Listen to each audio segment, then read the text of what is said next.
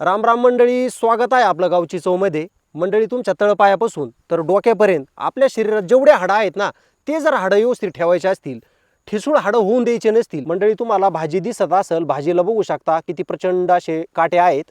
ही जी काटेमाटाची भाजी आहे ना, हिच्या पानाची भाजी खूप चविष्ट होते. पण आपल्याला आहे ना, आज ह्या काड्याची भाजी बनवायची आहे. कारण की या काड्यामध्ये प्रचंड गर असतो आणि हा जर गर आपल्या पोटामध्ये गेला तर आपले ठिसूळ हाडे मजबूत होतात आणि आपले ठिसूळ हाडे भरून येतात. आणि रानभाज्या ह्या आपण खाल्ल्याच पाहिजे. रानभाज्यामुळं काय होतं, आपलं पोट साफ होतं, रक्त शुद्ध राहतं. आणि ह्या रानभाज्याचे फायदे काय असतात, ह्या रानभाज्यावर औषध फवारणी केलेली नसते. म्हणून ह्या रानभाज्या आहे ना, आपल्या शरीरासाठी फार म्हणजे फार आयुर्वेदिक असतात. हा हिरवा माठ आहे आणि हा लाल माठ आहे. लाल माठ सुद्धा चविष्ट असतो, हिरवा माठ पण चविष्ट असतो. तुम्ही काय करा, हा जो काटे माठ आहे ना, याच्या पानाची भाजी बनवा आणि याच्या काड्याची भाजी नक्की म्हणजे नक्की बनवा. जुने माणसं सांगतात, जसं की आजी आजोबा पणजोबा यांची आवडती भाजी होती ही.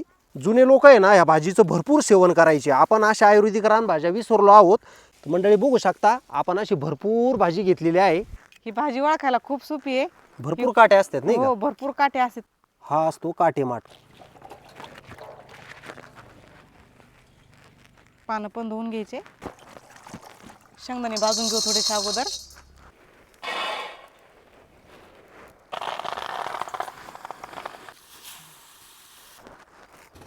अशा पद्धतीने आपण कुटून घेतलाय. चमचाभर मोहरी टाकून घेऊ, कांदा टाकून घेऊ, लाल मिरची पावडर टाकली 2 चमचे,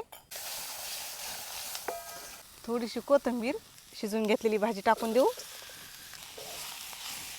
भाजीला मीठ टाकून घेऊ. मस्त अशी भाजी परतून घ्यायची. कुटून घेतलेला शेंगदाण्याचा कूट टाकून घेऊ.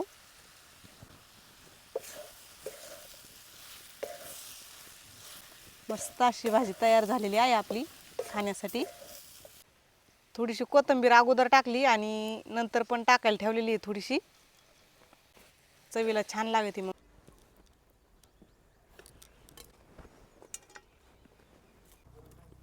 चवदार झाली ना हो? खूपच छान. मस्त झाली. आता ह्या काड्या कशा खायच्या तुम्हाला सांगतो. शेवग्याची शेंग असती ना, त्याच्या 3 पट ह्या काड्या छान लागतात खाण्यासाठी.